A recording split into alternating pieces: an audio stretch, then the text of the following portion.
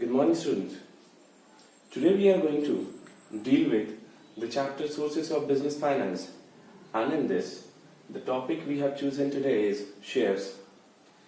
In general terms, the shares can be classified into two parts. One is equity, another one is preference. Now, equity share and preference shares both have certain features which creates distinction between both of them. Now we'll talk about the features of equity shares and then we'll talk about the features of preference shares. So let's start with the features of equity shares. Equity shares as a owner's fund. So in the previous class we have discussed about what is owner's fund and what is borrowed fund. So both equity and preference comes under the head of owner's fund. Okay, so both are the owner's fund. Sir, what is the meaning of being owner's fund? It means that whenever an investor subscribes the securities or the shares of a particular company, either it is an equity share or it is a preference share, he become the owner of the organization, okay, or that particular company. Now, so equity shares is a owner fund. Now moving forward, that second one is preemptive right. Sir, what is preemptive right? Preemptive right is a specific right which has been given to the equity shareholders only. It is not given to preference shareholders. So what is the meaning of this preemptive right? This preemptive right means that whenever the company is going to come up with or issue new securities or new shares into the market, it is the responsibility of the company to ask their existing equity shareholders first.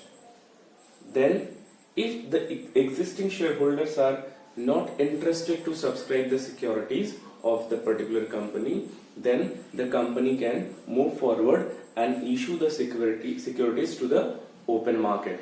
It means whenever the company is going to issue the securities into the market, the company needs to ask their existing shareholders that whether they are interested to buy this particular lot of shares or not. Okay, so this is called preemptive right, that first choice will be given to the existing shareholders to not to dilute the control over the business of the existing shareholders. So we'll discuss dilution of control over the business in the next class. But yes, moving ahead to this features of equity shares, we have claim over residual income. Sir, what is residual income? Residual income is what? That when the company earns profit, company used to distribute or company used to pay the profits or distribute the profits among the creditors first, and then it means the outsiders basically, and then to the preference shareholders, and at last it is distributed, whatever rest amount of profit will be distributed among the equity shareholders. It is very clear that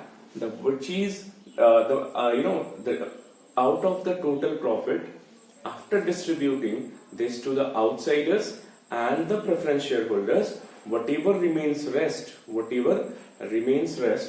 be the residual income, and equity shareholders only can claim over this residual income. Now moving ahead to this decision making, this is the very important part of or feature of equity shareholders or equity shares. So whomsoever have subscribed the equity, they are known as equity shareholders, and these equity shareholders have the power to take any sort of decision for their business. It means these shareholders are responsible for each and every business activities done in the organization. So they have all the decision making in their hand. Now moving ahead to the next, that is right to vote. Now, what is right to vote? That in case of any dilemma or any sort of confusion, the company used to organize a meeting where all the shareholders are responsible for giving or casting votes in favor of any of the options available. So whomsoever or whatever the that proposal will be casted more vote in the favor, that will be chosen actually. So the equity shareholders have the voting right or right to give vote for the company's welfare or well-being or the activity to be chosen. So these are the certain features of an equity share. Now in the next topic we are going to talk about the features of preference share.